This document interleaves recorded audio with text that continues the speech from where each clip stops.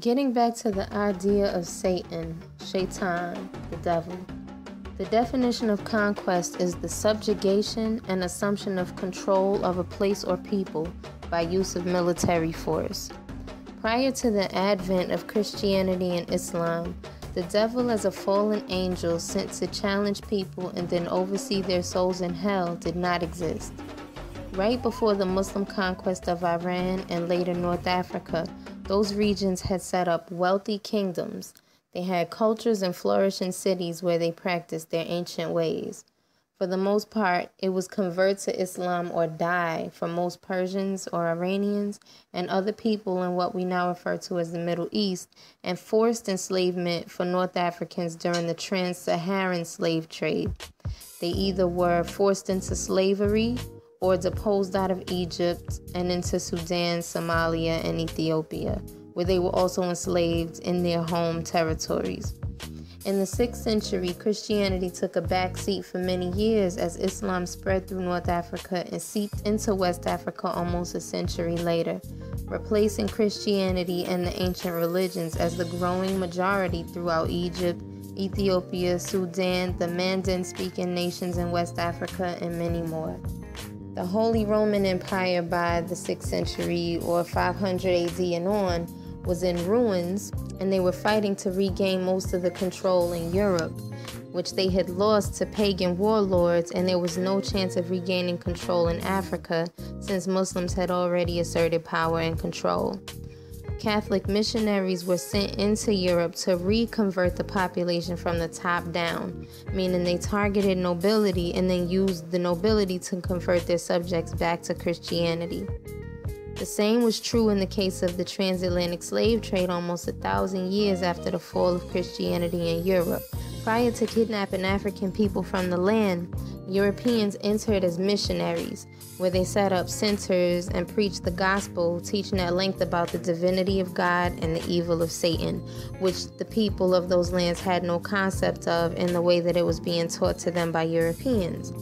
The missionaries later expanded those centers into forts and castles to house captured Africans to be prepared for shipment to the Caribbean and the Americas to work for the rest of their lives under a brand of slavery that was unknown to African nations and most of the world. In many cases, African leaders would outcast their city's criminals to the European missionaries to be changed or saved by this foreign god, and these outcasts became catchers for the Europeans, and they were the main members of African society selling their people out for money, favors, and freedom from death that they would have received within their tribes for the crimes they committed. Since many African leaders were not willing to sell their people out to Europeans, the Europeans who entered as missionaries incited tribal wars to alienate the African nations from one another through divide and conquer. And through that method, they were able to secure more bodies for shipment. According to Jomo Kenyatta, the founding father and first president of Kenya, when the missionaries arrived, the Africans had the land and the missionaries had the Bible. They taught us how to pray with our eyes closed. When we opened them, they had the land and we had the Bible. I know I just said a lot there. Hopefully it was easy enough to follow, but I was laying a foundation or painting a picture of how the idea of Satan rose to power in the minds of so many people. Through coercion, threat of death, and murder of thousands of people in pre-existing empires with pre-existing religious systems, religions with a devil figure gained traction. Through fear, they have illustrated staying power. These facts bring into question the validity of not only the concept of Satan, but the sources of that concept as well. If African people were found practicing their ways, it was the ways of Satan or Shaitan. Accessing what Europeans and Arabs had little concept of in terms of spiritual connection was considered the ways of Satan or Shaitan. These groups that were conquered by Christians and Muslims had an understanding of creation and destruction as a duality, not separate personifications of characters named God and the devil. Those who destroyed entire nations of people conquered through violence, and to this day we still follow what was forced on our ancestors through cycles of fear.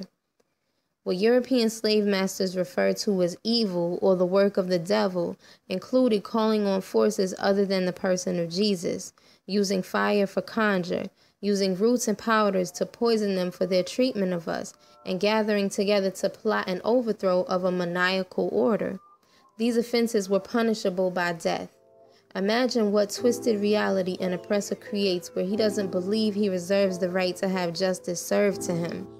Imagine the defeated mind of a woman who instills fear of Jesus into her son based on her fear of her slave master. She wants to teach her sons the ways of her parents, the names of power she's forgetting, but she doesn't want him to die calling on those names. Where does Satan dwell in a scenario like that?